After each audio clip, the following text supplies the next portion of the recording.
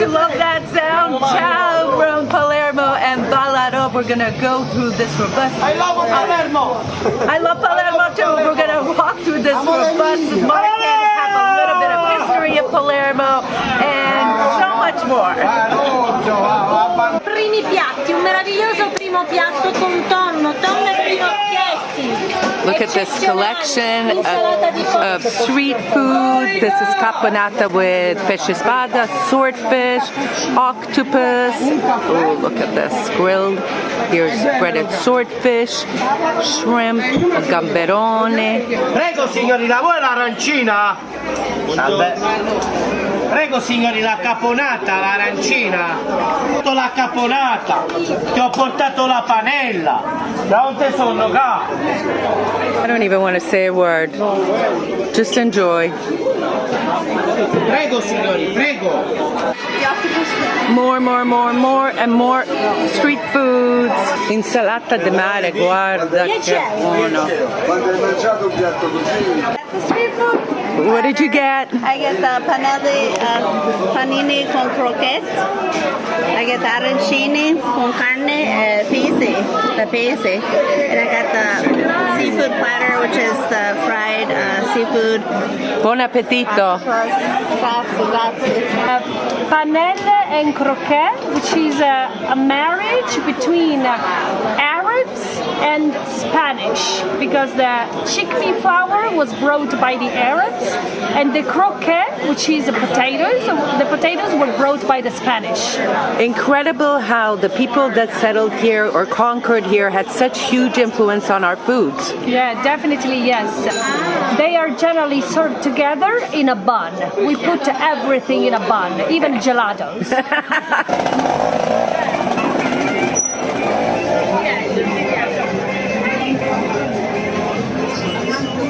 This tuna looks fantastic. You can't get any better here. Very magic. You love Palermo. Tuna. E chiama You, Me and Sicily. YouTube, You, Me and Sicily. Famoso. And follow YouTube. So now I have to show them our channel because he's going to Channel. Questa Domenica. Domenico. Bellissimo canale. Grazie. Follow. Grazie. Okay. Just got another follower.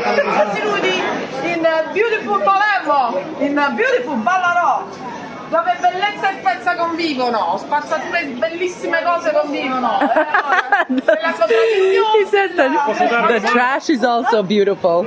Tarantella siciliana. Oh, this is quite a treat.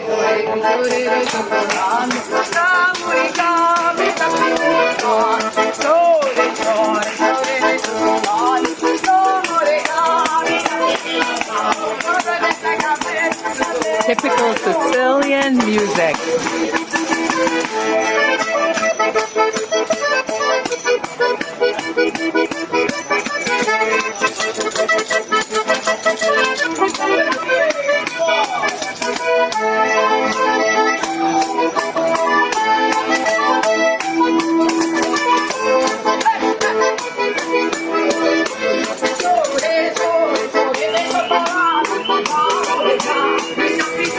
So Ballaro, where does this word come from? The word comes from a village which used to be in the current area of Monreale, near there, from the village of Ballaro. There was a place where Arabs used to cultivate their lands.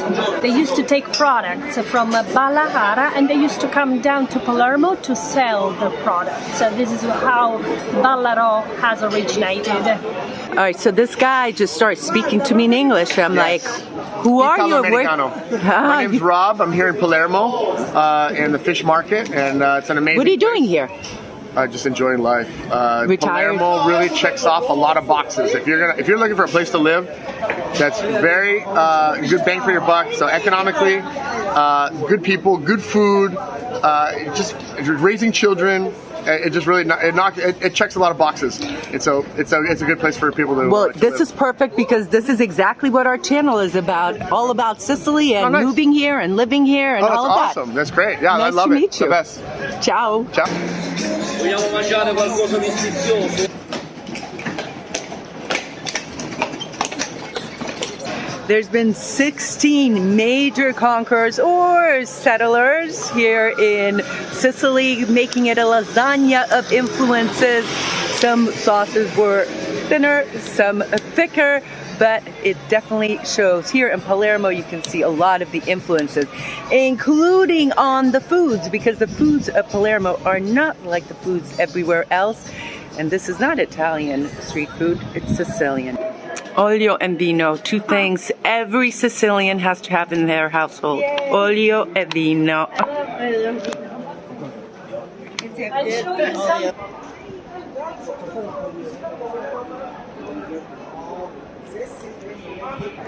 You're looking at the beautiful Duomo, the Cathedral of Palermo, consecrated in 1189. But actually, in this very spot, for over 700 years, there were places of worship. The Byzantines, of course, the Arabs built a mosque, and the Normans, and so this place right here is holy. That's all I can say about that.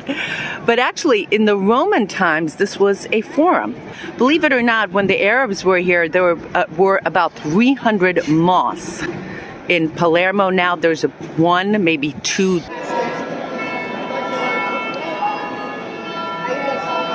You're looking at the oldest mosaic here in Western Sicily by the Greek Orthodox that were here for a period.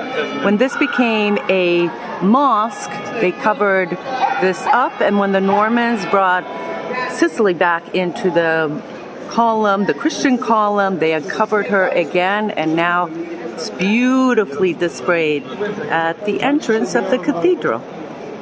Back of the cathedral is just as impressive as the front. Behold the altar dedicated to Santa Rosalia, one of the two patron saints of Palermo.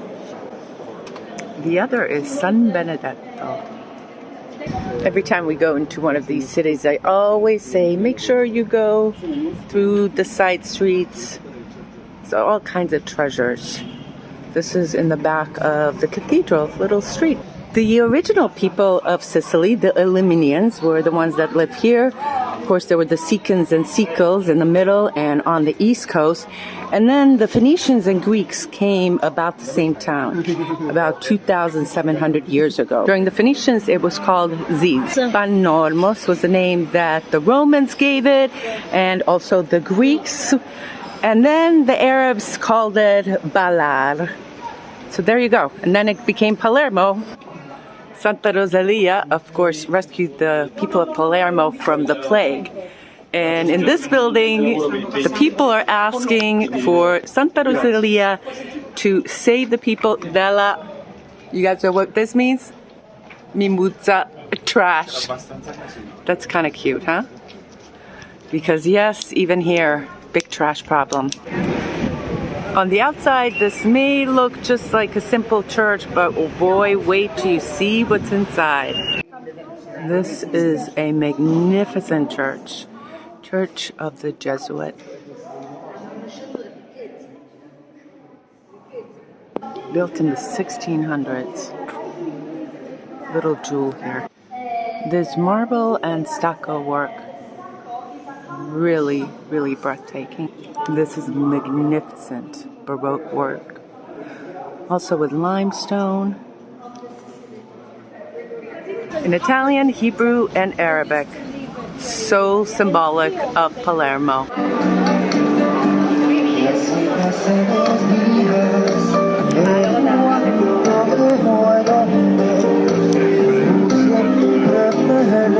You have one day in Palermo.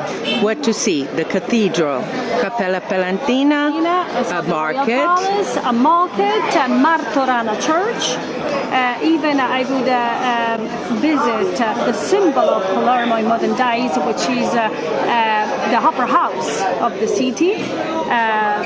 inaugurated at the end of 1800, bearing witness of different architectural styles, neoclassical and French Art Nouveau. When you walk around Palermo, by the way, this is Vittorio Emanuele Road, and you may see some places with this logo right here. You think it's a QR code, right? Nope. This shows how Palermo is divided. The ancient city center, the touristy center, is divided. And over here you have ALAB, the Association of Free Handmade Artigiani Artists Ballaro. Ballaro, by the way, was the name given to Palermo by the Arabs. So you will see a lot of places with this, a lot of stores with this, meaning that everything inside that store is handmade. Talk about handmade things. This is beautiful.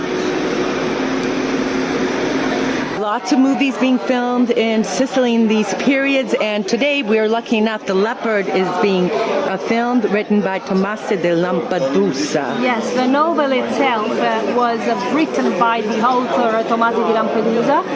We are filming the series now, The Leopard, which is about the aristocracy in decline, the decline of aristocracy at the end of 1800, which was threatened by the forces and of the revolution.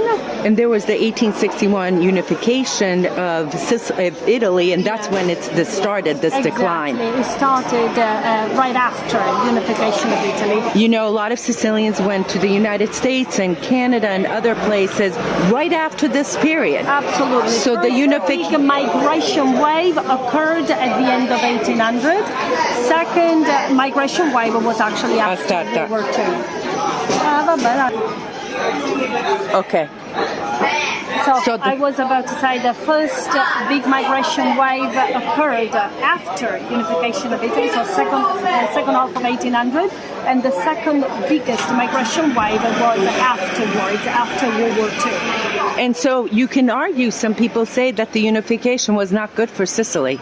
There are many theories about this, but many people support the idea through real stories and episodes that occurred at the end of 1800 that actually things were not like the ones described sometimes in history books. It's kind of cool to see these guys in period clothes. Lei è di Palermo, no? See, extra in all the locals are extras in the movie. How cool is that? Imagine riding on one of these up and down the streets of Palermo.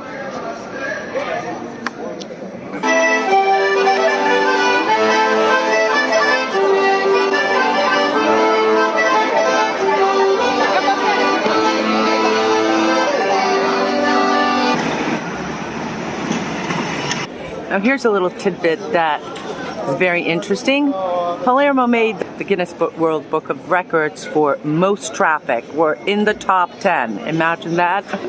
And you can see why this is one of the most trafficky cities in the world.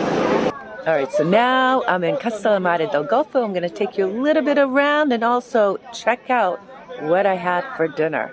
You're going to love it. Actually, 2 nights meals. So pretty with the blue. Oh, this is so pretty.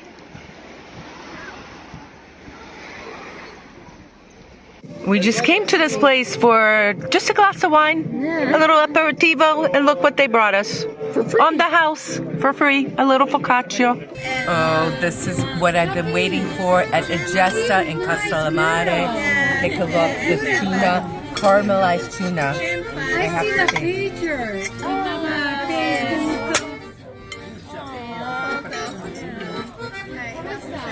Olive e pomodoro. Perfect. Very simple. This is the best swordfish.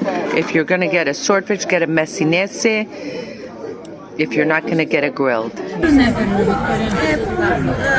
and savory. Perfect. If you're looking for a different dish, try the swordfish messinese. Buon appetito. Okay, besides Piana de Albanesi, this is probably the biggest cannoli I've ever seen. Yeah, I was- Madonna!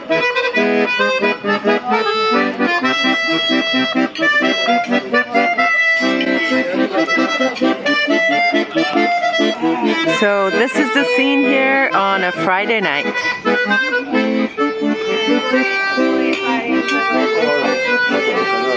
And yes, I'm right here behind, and this is the pizza heaven. E questa pizza? Questa è una bella pizza timpa con i gamberi, mozzarella e pomodorini. E poi pistacchio anche? Pistacchio, certo. Certo, pistacchio, guarda che bello. Un po' di pesto di pistacchio. Buono. Look at that, and here's the margherita. Che sta dicendo? Le pizze sono arrivate, pizza La pistacchio, pizza. gambero, pizza timpa e bufalina, dai. That has pistacchio. Guarda che bello. Alright, I'm gonna do it. That's a beautiful I had concept. some the other day. This is living history. To the bride and groom. Auguri!